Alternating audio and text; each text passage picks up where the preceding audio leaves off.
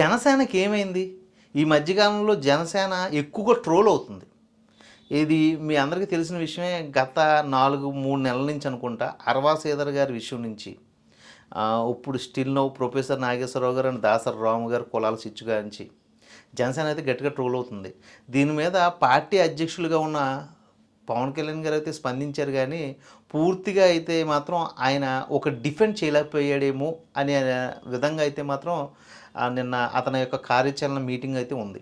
జనసేన మీద ఈ మధ్యకాలంలో ఎక్కువగా ట్రోల్ అయ్యే విషయం ఏంటంటే ప్రొఫెసర్ నాగేశ్వరరావు గారు అన్నట్టు జగన్మోహన్ రెడ్డిని అరెస్ట్ చేయకపోతే ఫ్యూచర్లో జనసేనకి ఇబ్బంది కలుగుద్ది అనేసి జనసేన పార్టీ అధ్యక్షుడు అనుకుంటున్నాడని, లేకపోతే దాసరి రాము గారు అన్నట్టు కాపులంతా కూడా జనసేనలో లేరు, చాలామంది కాపులు జనసేన నుంచి వెళ్ళిపోయినా కూడా జనసేన అధ్యక్షుని యువకులు అయితే మాత్రం వెనకాల ఫాలో అవుతున్నారు కానీ ఆ యువకులకు కూడా క్లారిటీ లేదు అనే దాని మీద ఎక్కువగా దాసరాము గారు వైఎస్ఆర్సీపీకి ఆ యువకులను కూడా తీసుకొచ్చే విధంగా అయితే మాట్లాడాడు.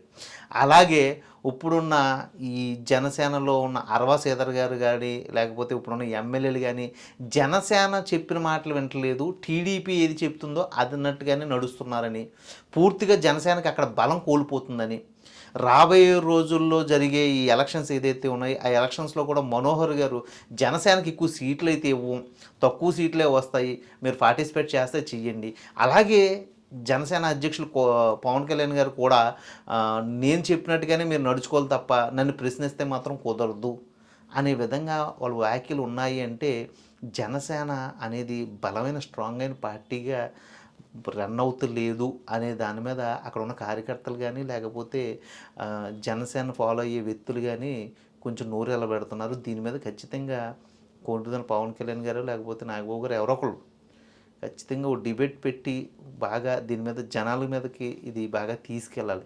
ఎందుకంటే గతంలో జనసేన కార్యకర్తలను పోగు చేసుకునే విషయంలో ఇన్సూరెన్స్ అని ఏదో పెడితే ఆ డబ్బులు దొబ్బేశారని కూడా ఒక టాక్ వైరల్ న్యూస్గా చేసి ట్రెండింగ్లో బాగా పెట్టి ట్రోల్ చేశారు. అది మరి పార్టీ విప్ గారు కానీ లేకపోతే పార్టీ చీఫ్కి వెళ్ళిందో లేదో తెలియదు కానీ ఇప్పుడున్న ఈ విషయంలో అతిపెద్ద సమస్య ఏంటంటే జనసేన నగ్గి కారణంలో ఒక ముఖ్య కారణం ఏదంటే సుగాల ప్రీతి చావు విషయం. దాని మీద కూడా ఇప్పుడు సుగాల ప్రీతి వాళ్ళ అమ్మగారు బయటకు వచ్చి చిటికి మాటకి అవి బయటికి తీసి మాట్లాడుతుంది. ఆ పాత వీడియోలు కూడా వైఎస్ఆర్సీపీ ట్రోల్ చేస్తుంది. అయితే దీని మీద కూడా జనసేన వీక్ అయిపోయింది. అంటే అక్కడ జనసేన అనేది అసలు సపోర్టెడ్ పార్టీగా ఉండిపోతుంది తప్ప అది స్ట్రాంగ్ పార్టీగా లేదు అనేసి అక్కడ ఉన్న జనాల కార్యకర్తలు అనుకుంటున్నారు. దీని మీద మీరేమనుకుంటున్నారు కామెంట్ రూపంలో తెలియజేయండి.